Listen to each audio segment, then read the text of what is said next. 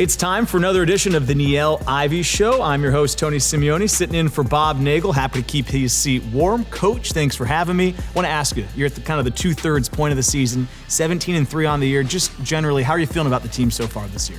Yeah, well, I'm really proud of this group. I feel like in year three, they are doing such an amazing job. The energy is back, it's electric. Our confidence, everything that we're doing this year, I think is just really incredible. I'm blessed to work with this group. They're so fun to work with. I feel like we're at a great point.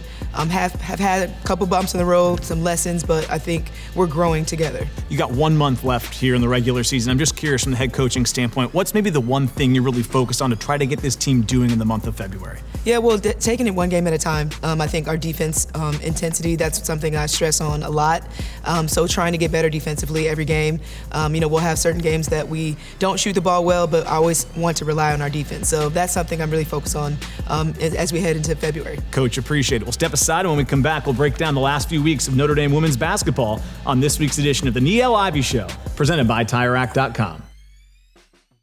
Welcome back to the Niele Ivey Show. It's now time to break down the last few weeks of women's hoops. And Coach, I want to take you all the way back to a game here against Wake Forest. You played really well. Maddie Westfield actually led you with 25 points. I think it was the second most points she scored in her career to this point. I just want to know, for Maddie in her third year, remember her first year you came in, obviously during the COVID pandemic. How have you seen her develop over the last 3 seasons on campus? Yeah, I feel like her confidence has really developed. She's such a versatile player. She does so many things well for us. And coming in as a freshman, she just hit the ground running. Started as a freshman, made an incredible impact, was ACC Freshman of the Year, and she just gotten better every year. And then this year, I feel like she came back in great shape. She got USA basketball experience, and Wake Forest was just a testament of all the work she's put in and the confidence that she's been playing with this year. You mentioned it in our opening segment. The defense is something you're focused on. We're going to talk about it as we go through these games. I was looking at the numbers. The numbers are good defensively. In this one, only 47 points. I also know you held Jewel Spear, really good player. I think just 2 field goals in that game. In this game in particular, to hold the team under 50, what did you like about the way you guys defended? Yeah, and first of all, I thought we set the tone with our dominance offensively, and then defensively just being locked in on their best player. Like you mentioned, she's one of the best scoring guards in the conference, and to hold her was a great testament of what we're trying to accomplish. Individual pride defensively, but also great team defense. Let's move to Syracuse, okay? It's the next game. It's a tough place to play. That dome, I've seen it now both on the women's side and the men's side. Never easy to go there. You guys play really well. Won by 16 points in this one. Again, the defense is good, but I want to ask you about Olivia Miles, who I'm sure we could do a whole show about at times. In this one, though, 23-7. Just what'd you like from Olivia in a tough place to play? Yeah, I felt like she was a great floor general that game, and she really took the team under her wing. Offensively, she was scoring at all levels. Syracuse plays a little bit of that matchup zone, so I thought she did a great job of attacking the zone, did a great job of pushing pace and transition. I think she's one of the most electric guards in our league and in college women's basketball. So the fact that the way that she gets downhill, I thought she was tremendous in that aspect. I don't get to watch you guys as much being on the men's side, but when I do see her, I want to ask you this. I looked at the numbers. She's averaging over 7 rebounds per game. I see her. I don't think she's going to go rebound the ball like crazy, but she does an amazing job on the glass. So first tell me how she does that, and then when she does, what kind of dynamic that gives you guys when your guard can go get the rebound and just take it out in transition? Yeah, well, that's what I like, to push pace and to play fast. And the way that she rebounds, she's a bigger guard, as she likes to say, but allowing us to start the break with our point guard, who has elite vision, that's what really ignites us. And she does a great job. She has a knack of knowing where to be to rebound. And she's had, 2 triple-doubles in her career, which is amazing. And so when she gets the rebound, she just pushes pace, and that's what makes this play so great. Something I saw you say after this game, too, is that you guys learned a little bit from the North Carolina game. On the road, you guys didn't finish that one the way you wanted to. This time, you finished off a good Syracuse team on the road. So what was the difference? What did you see that your team did in this one against Syracuse that you maybe learned from that game in Chapel Hill? Yeah, learning how to exploit their zone. So that was definitely, we shot the ball a lot better. But I felt like, we exploited the ACC area and the high post area a lot better. We got a chance to run in pace, with Olivia rebounding the way she did. And then I felt like in the third quarter, we just dominated. We turned it up a notch. We got some incredible scoring from Dara and Sony that really opened up and stretched their zone. And then we got some great inside presence with Ebo and Kylee. And so that's what I felt like we learned from the North Carolina game. And I felt like we really relied on our defense. We ended up getting the stops that we needed to in the second half, and then our offense just followed. defense is going to keep being the theme. Stay on the road. You go to Clemson. This is a close game. 57-54 is the final. I looked at the box score. I looked at it 3 times because I didn't believe what I saw. 29 forced turnovers. How'd you guys do that? And just tell me what that does for a team. When you take it away 29 times, it's going to be tough for an opponent to beat you, isn't it? Yeah, I mean, that was just such incredible intensity defensively. And for us to turn them over that many times, that really helped our confidence. It was a back and forth type game as far as execution.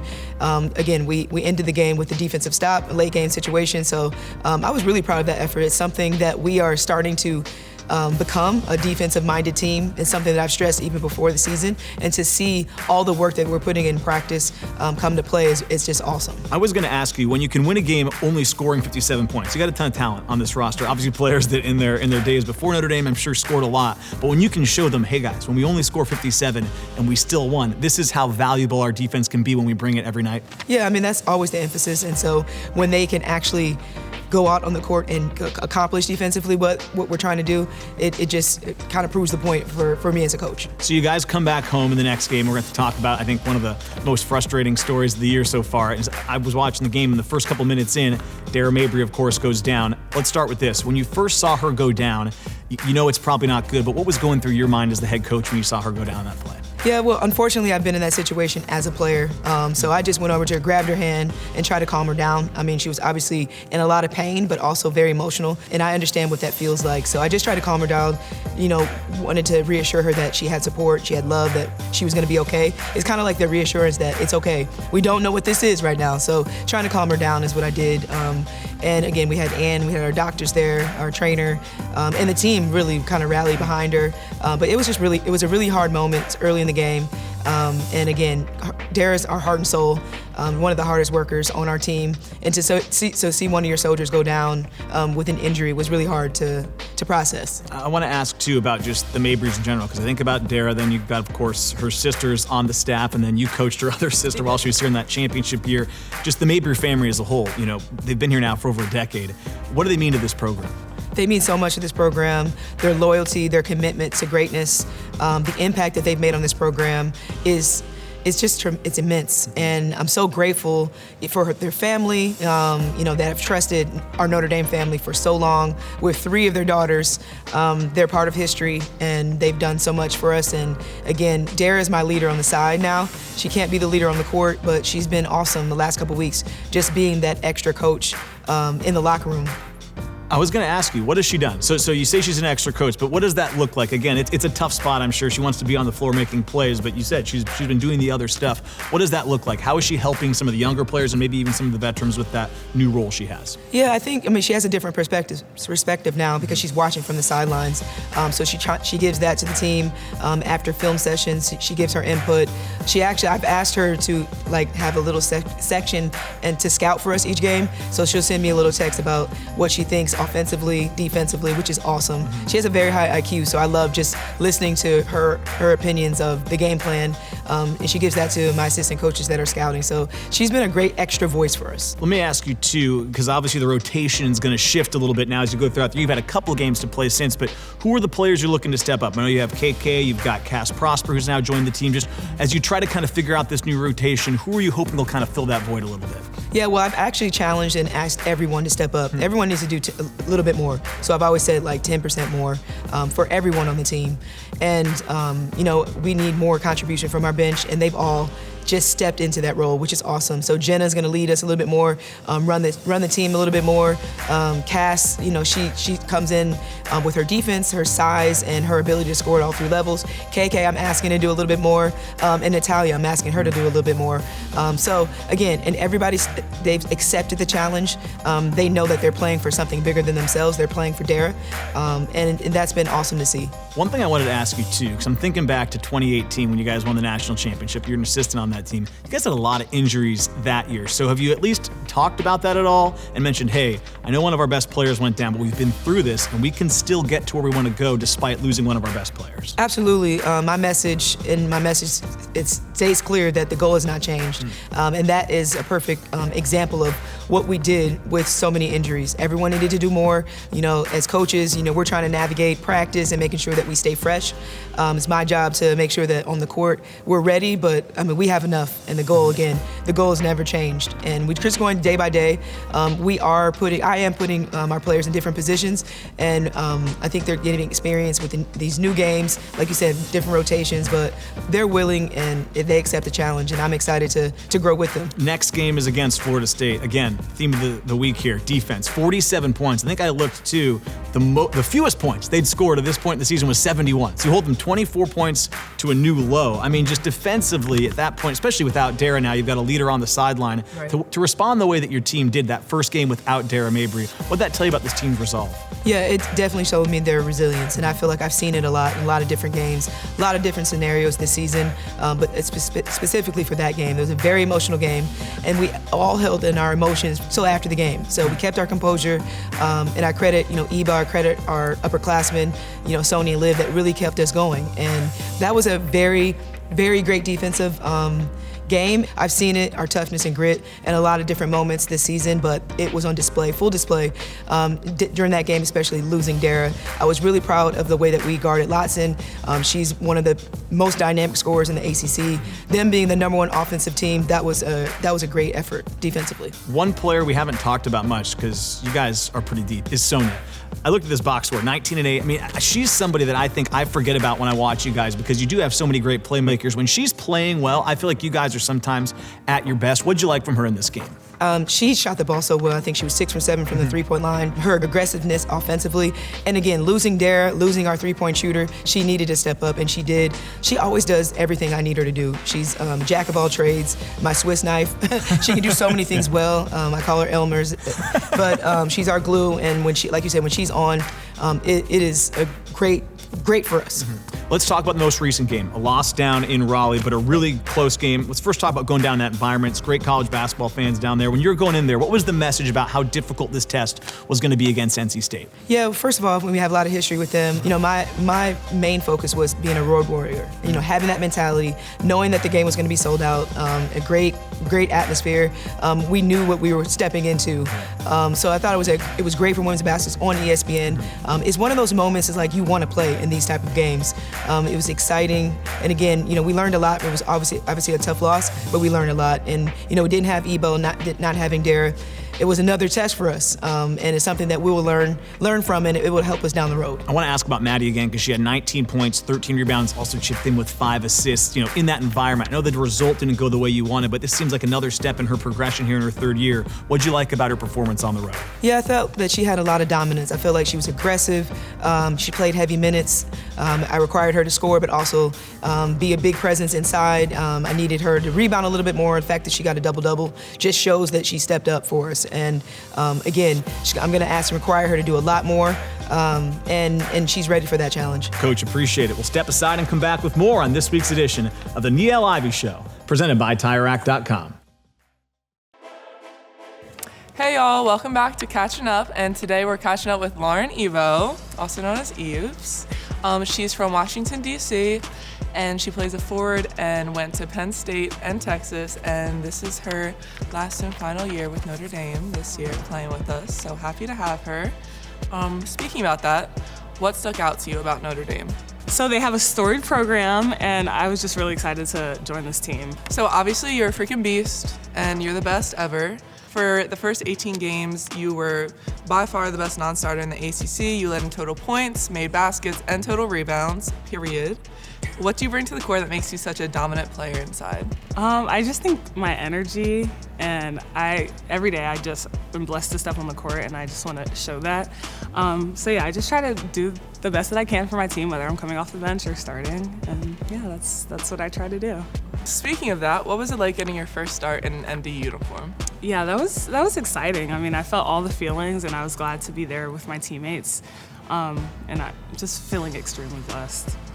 Where do you feel like you've improved on the court the most since getting to Notre Dame? I think just with my leadership, obviously Dara and I are the two oldest and I guess the most experienced, so just stepping up and being a leader and trying to carry the team as far as possible. Yeah, you help us out a lot. Aw, don't make me cry right now. Okay, so now for more fun questions. I have some rapid fire ones that you don't know, so just try to answer them as quick as possible. Okay. Pre-game meal. Pasta. Okay. Funniest person on the team. Me. I agree. Best nickname on the team. Who's your favorite nickname? That's hard. Probably my king. It's just holds so much power. Yay. My king. My Eves. No, Cookie. Cookie's good. Cookie's so good. Wait, but Daryl's so good. Dilly Pig. Dilly Pig. Dilly Pig might have to. Dilly Pig's pretty good. Yeah, Dilly Pig might be the best. Who has the best Instagram account? Probably Sony because she doesn't post that much. Oh. Okay. So you don't want to see any of us, basically. No. Okay, cool. Awesome. Dream job unrelated to basketball. Housewife. Okay. Driving your range. Driving my range. Favorite person on the team. Favorite person on the team? Yep. Is that a real question? Yep. No. Yes, it is. I'm It's not on the paper. I'm not You need to answering answer it. it. I'm fully not answering to it. answer it. It's I'm on the not paper. answering it. We can sit here all day. You all are all my favorites. Every single one. Every single person on the team is your favorite on the team. Yes. That's weird. Anyway, thanks so much for chatting with me today, Lauren. It's been great. It's been great talking to you. And thanks so much for tuning in. Go Irish.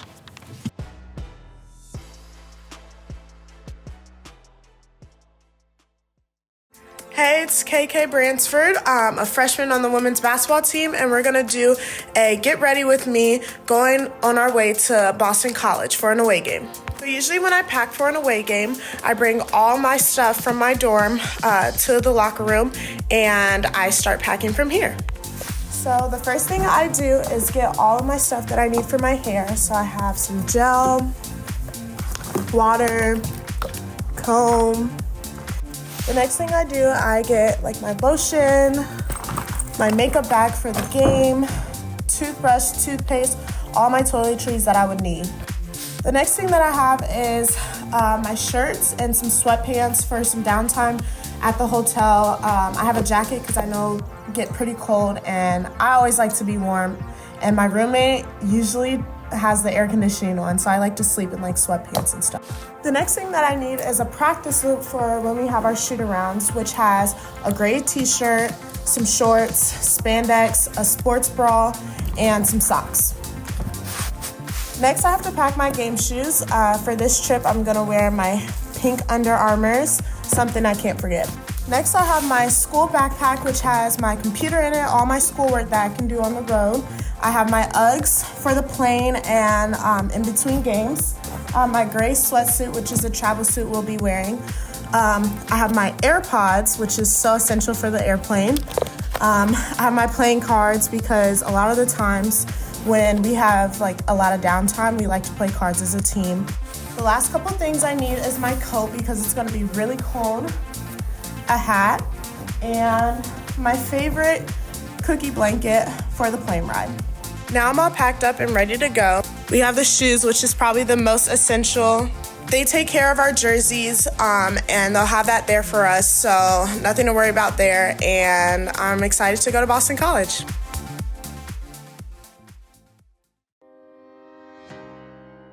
It's time to wrap up this week's edition of the Niele Ivey Show with this week's Look Ahead segment. Coach, you got 1 month left in the regular season. This is kind of crunch time when you start to really learn a lot about a team as you get into February. What are you hoping to learn and get out of your team in the final month of the regular season? Yeah, I think, again, just having that dominance, and we have a ton of weapons on our team. I'm challenging everybody to step up a little more. So just having that mindset, setting the tone, that's going to be like my biggest emphasis on both sides of the ball. But showing that dominance for 40 minutes is what I'm focused on. You guys are coming up on a quick trip out to Boston. You want to take care of that one, but I want to look ahead a little bit after that. 4 in a row at home. One of the things I'm jealous about being with the men's team now is I rarely get a chance to see you guys here at home with that great environment. I always love when there's a women's game in Purcell. What do you like most about playing at home and you have a chance to play 4 in a row in front of your home fans? Yeah, we are really excited about this upcoming stretch. Being at home just feels different. Our fans are ignited this season. We have so many new faces in the stands, and we really play for them. They really are our six man. They give us a ton of energy, and it's just been really exciting to see the shift this year. And for me, in year 3 with COVID, the first year not having fans, and to see what our environment looks like this year is just incredible. I'm so thankful for the support of our community, and it just means a lot to be at home to play. Thanks, Coach. Appreciate it. That does it for this week's edition of the Niele Ivey Show. Go Irish.